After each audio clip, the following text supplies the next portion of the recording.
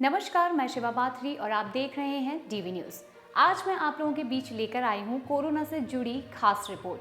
Corona ये वो नाम है जिसे सुनकर आज भी लोगों की रूह कांप जाती है, क्योंकि पिछले सालों यानी कि बीते सालों 2020-2021 के समय पर कोरोना ने ऐसा कहर मचाया था जब लोगों को अपनी जीवन यापन करने में बहुत ही ज़्यादा मुश्किलों का सामना करना पड़ा था। अर्थव्यवस्था मानो पूरी तरीके से डगमगा गई थी, वहीं लोगों को अपनी जान भी गंवानी पड़ी थी। इस कोरोना की वजह से भारत में हर एक जगह पर लोगों की लाशों के ढेर देखने को मिले थे। वही कोरोना अब एक बार फिर से दस्तक दे रहा है। जी हाँ, सही सुना आपने, क्योंकि कोरोना एक बार फिर से आ रहा है और कोरोना की वजह से हो सकता है कि लोगों को फिर से इन्हीं सब परेशानियों का सामना करना पड़े। भारत में कोरोना के नए मामलों ने पिछले 7 महीने का रिकॉर्ड तोड़ दिया है। पिछले 24 घंटे में कोरोना के 358 केस और ज्यादा जुड़ गए हैं। इससे भारत में कोरोना के कुल एक्टिव केसेस की संख्या बढ़कर 2669 हो चुकी है। अब ये इसी साल मई के बाद सबसे ज्यादा केसेस सामने आए हैं।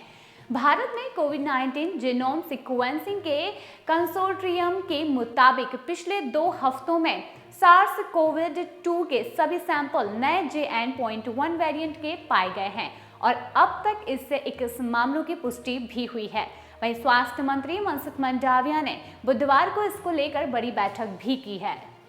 चलिए अब नजर डालते हैं भारत के किन राज्यों में कोविड-19 के केस में बढ़ोतरी हुई है। क्या ये उछाल दुनिया में देखने को मिल रहा है? सब वेरिएंट JN.1 कितना खतरनाक है और सरकार की तैयारियां क्या हैं?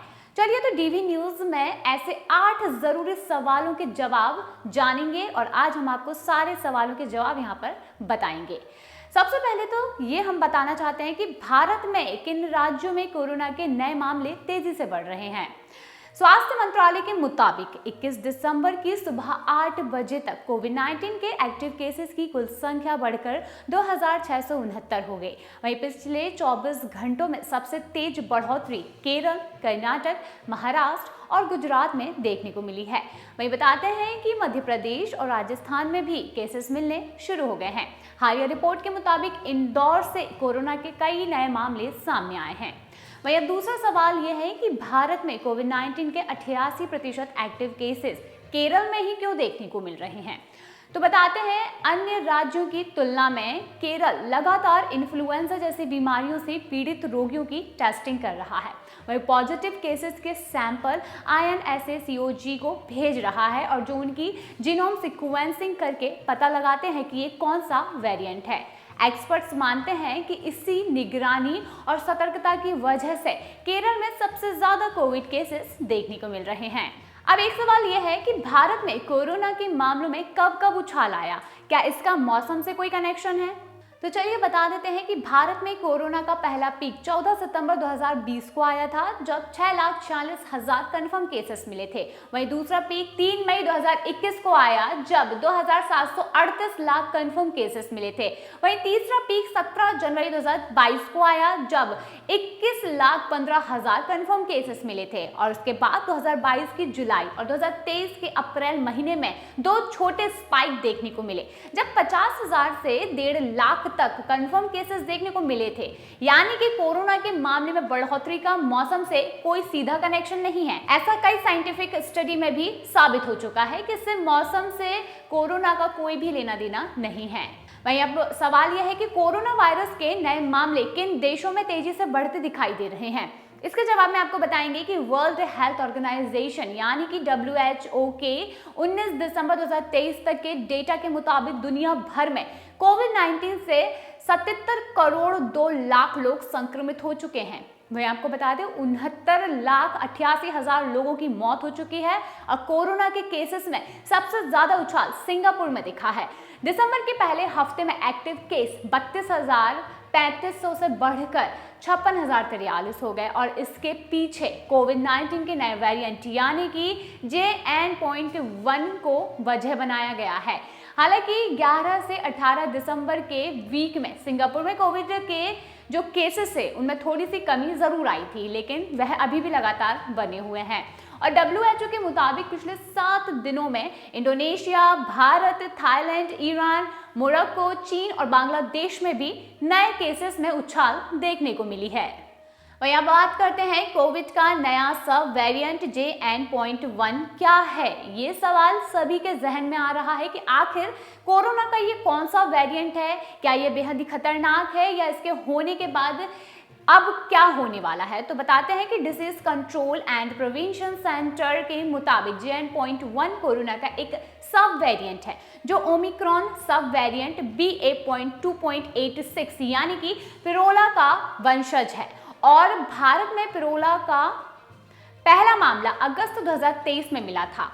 पिरोला और JN.1 में पूरी समानताएं हैं, सिर्फ एक अंतर यह है कि JN.1 में एक स्पाइक प्रोटीन का म्यूटेशन हुआ है एंड स्पाइक प्रोटीन में म्यूटेशन काफ़ी ज़्यादा मायने रखता है क्योंकि यह इंसान के रिसेप्टर सेल से जुड़ जाता है और वायरस को शरीर में प्रवेश कराता है।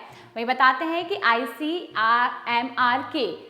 ICMR के पूर्व वैज्ञानिक डॉक्टर ललित कांत के मुताबिक इस एक्स्ट्रा स्पाइक प्रोटीन की वजह से JN.1 के तेजी से फैलने की संभावना भी बताई गई है। अब यहाँ पर सवाल है कि क्या JN.1 की वजह से कोरोना की नई लहर आ सकती है। तो WHO ने फिलहाल JN.1 को वेरिएंट ऑफ इंटरेस्ट कैटेगरी में रखा है।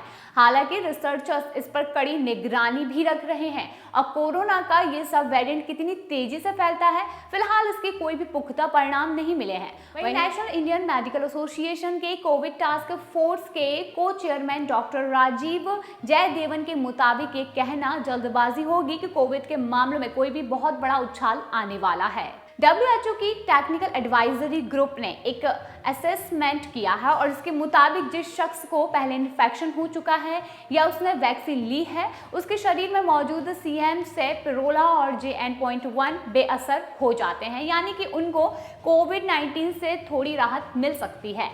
अब अगला सवाल है कि क्या कोरोना के बढ़ते मामलों को देखते हुए वैक्सीन का एक डोज लेने की ज़रूरत है।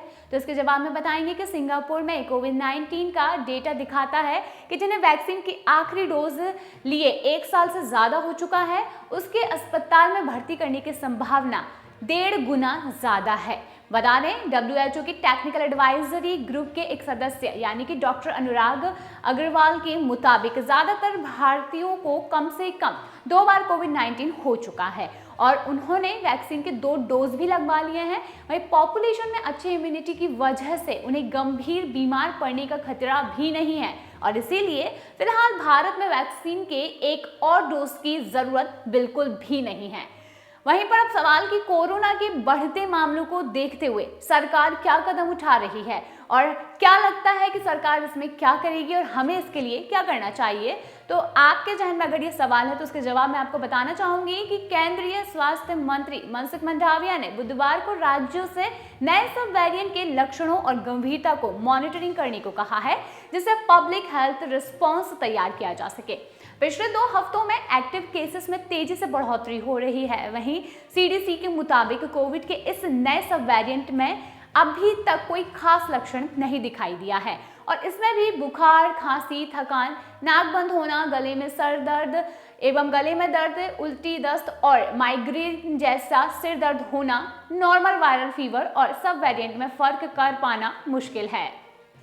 वहीं यहाँ पर एक्सपर्ट्स का ये भी कहना है कि क्रिसमस, न्यू ईयर और अन्य त्योहारी में लोगों को भीड़ भाड़ में जाने से बचना चाहिए क्योंकि अभी फिलहाल कोरोना के जिस तरीके से मामले सामने आ रहे हैं उसके हिसाब से सभी लोगों को मास्क का इस्तेमाल करना ज़रूरी है और भीड़ भाड़ वाले स्थान पर जाना प्रतिबंधित करना ज़रूरी है। बताते हैं कि केंद्र के मुताबिक देश भर में कोरोना के करीब 2669 एक्टिव मामले सामने आए हैं और इनमें से 91 से 92% लोग घरों में ही इलाज करवा रहे हैं। वहीं नए वेरिएंट वाले मरीजों में वायरस के लक्षण काफ़ी ज़्यादा हल्के हैं, हालांकि घबराने वाली इसमें कोई भी बात सामने नहीं आई है। विश्व स्वास्थ्य संगठन यानी कि WHO ने JN.1 को वेरिएंट ऑफ इंटरेस्ट में शामिल किया है। WHO ने बताया कि अभी तक का विश्लेषण कहता है कि मौजूदा वैक्सीन JN.1 वेरिएंट पर पूरी तरह से कारगर है और इससे लोगों को ज्यादा खतरा बिल्कुल भी नहीं है। हालांकि WHO ने सावधानी के तौर पर एडवाइजरी जारी की है और इसमें लोगों को भीड़ वाले, बंद या फिर दूषित हवा वाले इलाकों में मास्क पहनने की सलाह दी है और साथ ही आवश्यक दूरी बनाने को भी कहा गया है। अब जैसा कि पूरी रिपोर्ट में आपने जो देखा उसके हिसाब से ये समझ आता है कि कोरोना आ जरूर रहा है, लेकिन इस बार कोरोना के मामले थोड़े कम हैं, लेकिन उससे पहले ही लोगों को सावधानी बरत लेनी चाहिए। यानी कि अगर आप सावधानी पूर्वक रहते हैं तो शायद आप कोरोना से बिल्कुल बच सकते हैं। तो फिलहाल की रिपोर्ट में ये हमारे पास एडवाइजरी थी जो हमने आप तक पहुंचा दी है। अगर कोरोना से जुड़ी जानकारी आप लगातार जानना चाहते हैं तो DV न्यूज़ के साथ बने रहिए। नमस्कार।